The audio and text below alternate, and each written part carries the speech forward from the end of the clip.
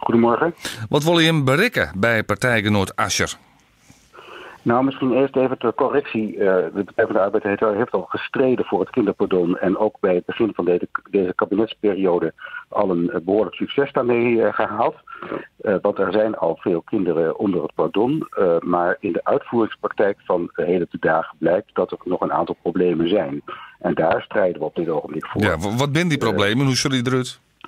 Nou, het gaat zo om het zogenaamde criterium in de uitvoeringspraktijk waar de huidige kinderen niet aan voldoen waar een probleem is.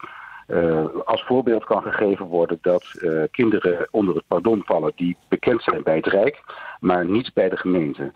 Zo zijn er kinderen die zijn gewoon naar school gegaan, maar die waren niet bekend bij het Rijk, maar wel bij de gemeente. En die vallen dus nou niet onder het pardon. En daar zijn problemen mee. Precies. En heel veel als je ervan uitzoekt dat die mensen recht hebben om onder het pardon te vallen. Wij vinden dat dus mensen gewoon ook moeten blijven. Want dat zijn kinderen die langer dan 5 jaar hier zijn naar school zijn gegaan.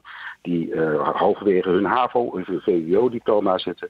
En daar vinden we het gewoon niet goed van dat deze kinderen het land uit worden gezet. Ja. En wij proberen Asscher, maar ook de Tweede Kamerfractie te overtuigen dat ze daar meer hun best voor moeten doen.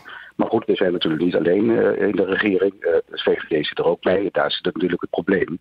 Het gaat natuurlijk niet alleen om de Partij van de Arbeid, maar het gaat in dit geval ook om de VVD die overtuigd moet worden van het feit dat hier een soepeler kinderpardon moet komen. Ja, maar de eigen PvdA toch ik, want in december waren de moosje voor een soepeler bennenpardon toch een meerderheid in de keer verworpen en even mij echt toch de eigen PvdA.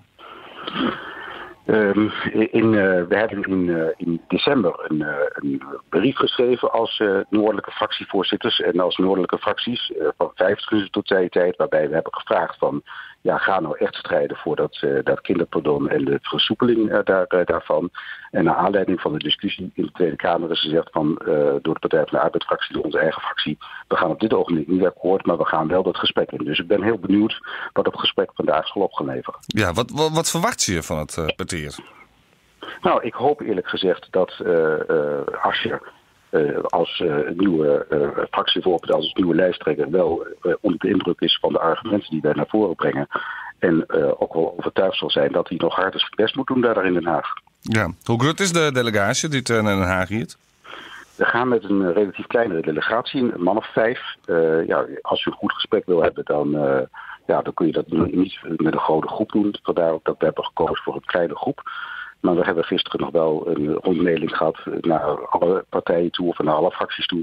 En daar hebben we veel support gekregen voor onze inzet die we vandaag hopen te bereiken. Oké. Nou, ik ben heel benieuwd hoe het partij verdient, hoe het al rond en ik dank je wel voor de toelichting voor al. Oké, prima. Ben ik ook van Maurik naar Den Haag, dus om mij listloeker Lodewijk Asscher van de PvdA in peteer te gaan over het bennenpardon.